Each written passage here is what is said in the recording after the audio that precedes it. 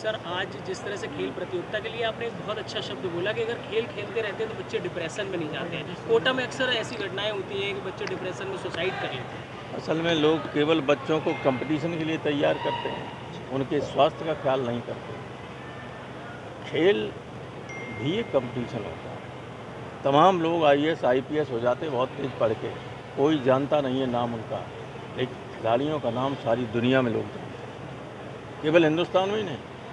Major Dhyanchand से लेके अब तक जो बढ़िया खिलाड़ी हो, चाहे हॉकी में रहे हों, चाहे बाइचुंग भूटिया फुटबॉल में रहे हों, चाहे क्रिकेट में, तो हिंदुस्तान में एक नहीं जाने की तरह आप भी हैं, बहुत बड़े बड़े खिलाड़ी हैं, सारी दुनिया जानती है। लेकिन ये लगातार पढ़ के केवल सरकारी नौकर बनने के लिए पढ़ते हैं, वही डिप्रेशन में जाते हैं, क्योंकि माँ बाप की अपेक्षा ये है कि आईएएस हो जाए, और लड़के को लगता है कि हम नहीं कॉम्पीट कर पाएंगे, और डिप्रेशन में चला जाता है।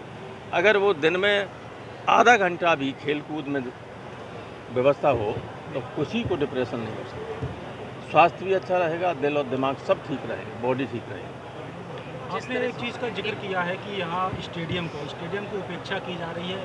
बनारस में डमरू की तर्ज पर स्टेडियम बना दिया गया, काफ़ी भव्य बनाया गया, और यहाँ पे भी एक इंटरनेशनल स्टेडियम है, उसकी अपेक्षा की जा रही है। ये गवर्नमेंट के पैसे से बना है, और इसमें उत्तर प्रदेश के बच्चे ही खेलेंगे, यहाँ के बच्चे खेलेंगे।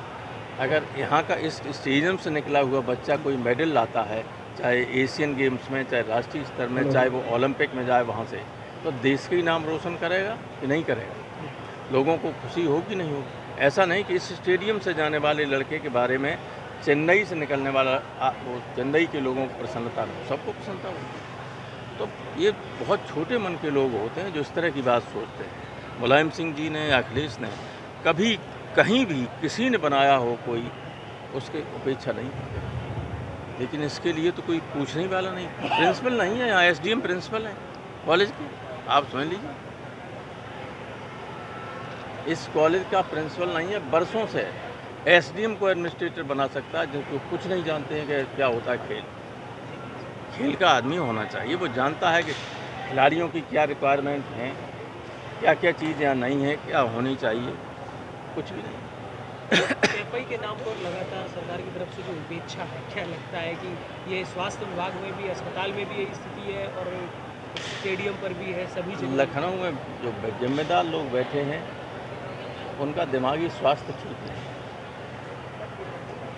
सर, महिला आरक्षण को लेकर के ओबीसी और एससी पर तमाम मुद्दे उठे हैं, आप भी थे सदन में, क्या लग रहा है आपको कि क्या इस तरह के आरक्षणों को पास होने के बाद इस पर और भी ध्यान देना चाहिए? ऐसा है, ये आरक्षण तो जल्दबाजी में मोदी जी ने 24 के चुनाव के लिए ये किया था, और सब जानते हैं कि हो ही नहीं सकता।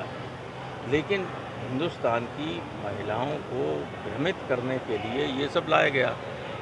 26 तक कोई परिसीमन नहीं हो सकता। संविधान 84 में संशोधन हो चुका था कि 2026 से पहले कोई संशोधन नहीं होगा, कोई सीट नहीं बढ़ सकती, कोई सीटों में हेरफेर नहीं हो सकता है।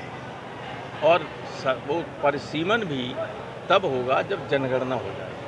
21 की जनगणना अभी तक शुरू ही नहीं की इन लोग, और संविधान संशोधन पे देख लाए। तो मैंने तो दिल्ली में भी कहा था कि 24 में नई पार्लियामेंट आएगी, 24 में ये चले जाएंगे, हम लोग आएंगे इंडिया अलायंस, वो इसमें जो जायज़ हक है 60% महिलाएं अकेले ओबीसी वर्ग की हैं, और एससी एसटी की महिलाएं हैं। अभी एससी की महिलाओं को उन्होंने कर दिया है, लेकिन पुरुषों में से काट के किया, जो कोई स्वीकार नहीं करता। तो अगर हम लोग आते हैं तो उसमें संशोधन करके सबका हक दे देंगे। ये कहते हैं सबका साथ, सबका विकास, सबका विश्वास। सबका विश्वास है, केवल 10% एलाइड वर्ग की महिलाओं के लिए आरक्षण कर दिया। हमारा तो ये आरोप है सरकार। भारत पाकिस्तान के बीच में तल्ख रिश्ते हैं, लेकिन खेल भावना की जैसे आपने बात की, क्या भारत पाकिस्तान के बीच खेल शुरू होने चाहिए? बिल्कुल होना चाहिए। अगर कभी पड़ोसी से संबंध ज़्यादा दिनों खराब लेने ही नहीं चाहिए। गांव में हमारे यहाँ कहावत है, इस पहले किलो नहीं होता तो शेर होता, पुरानी कहावत है कि पड़ोसी से शेर भर सोने के लिए भी मत बिगाड़िए। अगर थोड़ा बहुत नुकसान भी हो तो बिगाड़ना नहीं चाहिए। लेकिन आप लगातार तनाव में रहोगे तो क्या कश्मीर जैसा खूबसूरत राज्य ठीक तरीके से है, चलता है? नहीं चल पा रहा है।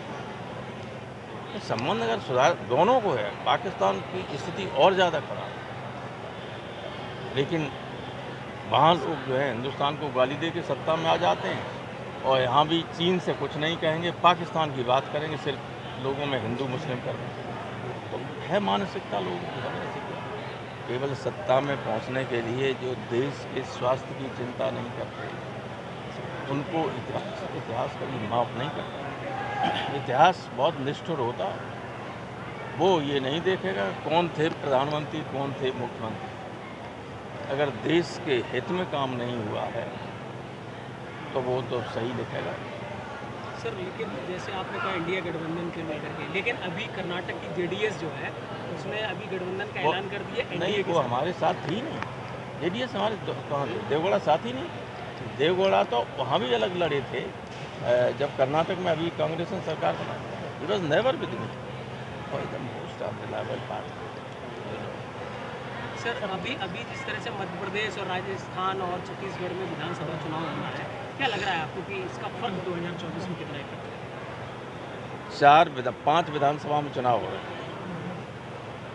राजस्थान, छत्तीसगढ़, मध्य प्रदेश, तेलंगाना और मिजोरम, पांचों में बीजेपी चुनाव हारने जा रही है। और पांचों में हारने के बाद 24 में चुनाव होंगे तो आप देखिए क्या परिणाम।